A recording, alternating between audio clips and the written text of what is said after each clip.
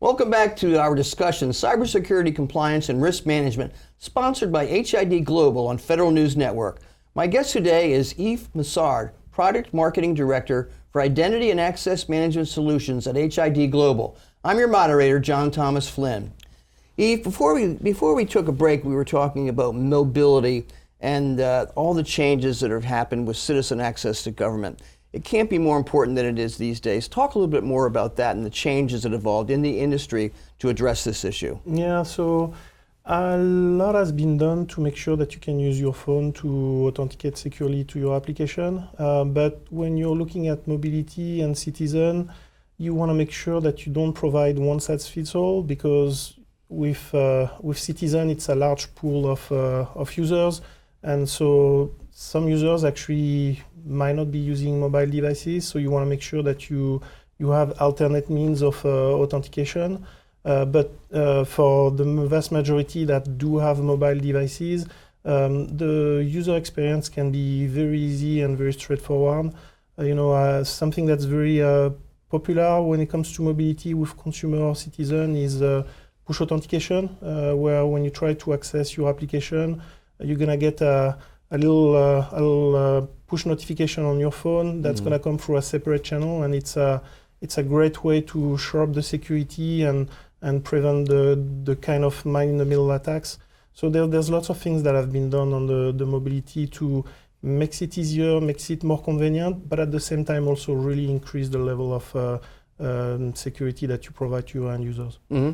You know, it used to be a big deal just a few years ago when everybody was talking about, BYOD, bring your own device. And everybody said, well, if everybody's bringing their own device, that complicates it even more. Let's have the organization itself issue the devices. Where does that argument stand these days?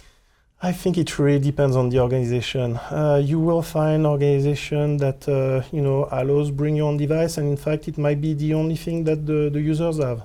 But there's other organizations where they will only accept government furnished equipment, right? So it really depends on the organization. And then in the middle you have some that allows for both. So it's really all across the map on that. I haven't heard it discussed much in the last couple of years, to tell you the truth. That's why I thought I'd bring it up just to see if it's still on the radar. Let's move over to zero trust and multi-factor authentication. It's such a big issue anymore. Is that really the first place to start for state and local governments when they're looking at the authentication process? Yeah, that would be a great place to start, especially with the changes in the industry with cloud application and mobility. It would be a great way to look at that and make sure that whenever you access an application, you make sure it's the right person that accesses it. And really, you got to think about multi-factor authentication as the foundation for zero trust. If you want to get to zero trust, you don't get zero trust if you're not sure who's the right user, and multi-factor authentication is really the way to go for that. Mm-hmm. What are some of the major factors that we're facing in the next couple years in terms of cybersecurity and compliance? What are the big things on the radar screen? I know we're going to get into coronavirus in a minute, but what about the other things that are so important these days?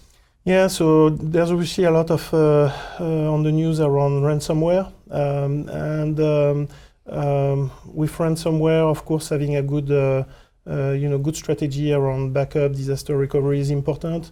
But multi-factor authentication can also help with that in preventing it from spreading laterally. So it has benefits there. 2020, of course, election security is on top of the mind, and that's not something that's going away. We're doing election every year, so that's going to stay for a long time. And I think in general, there is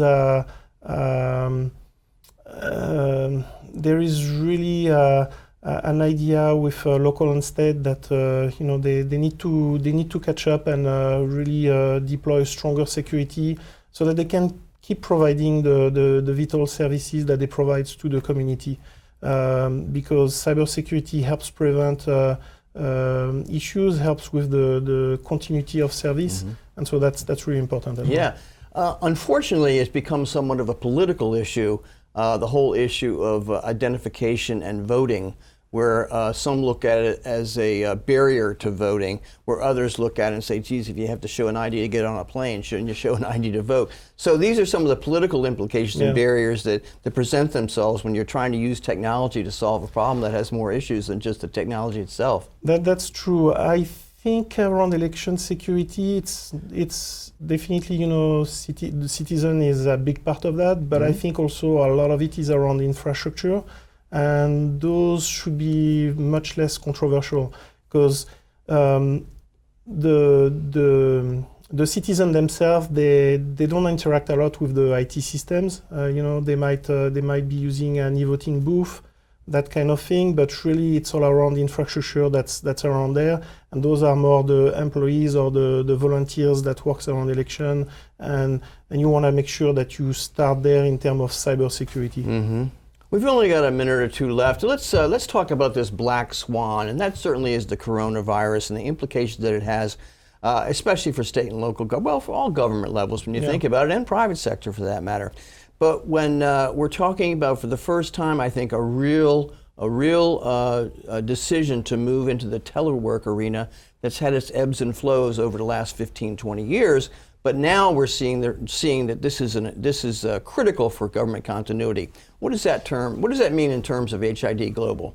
Yeah, so what it means is if you're going to let your users access your application and your network remotely, you want to make sure that it's your user and not some kind of hacker coming from across the world. And so strong authentication is a really strong focus in this area. And HID provides many solutions that helps organization adds that security so that when they enable their users to telecommute and provide that continuity of service, we're able to do that in a secure fashion. Well, hopefully we can have you back here in a couple of months and we won't have to talk about this anymore, right?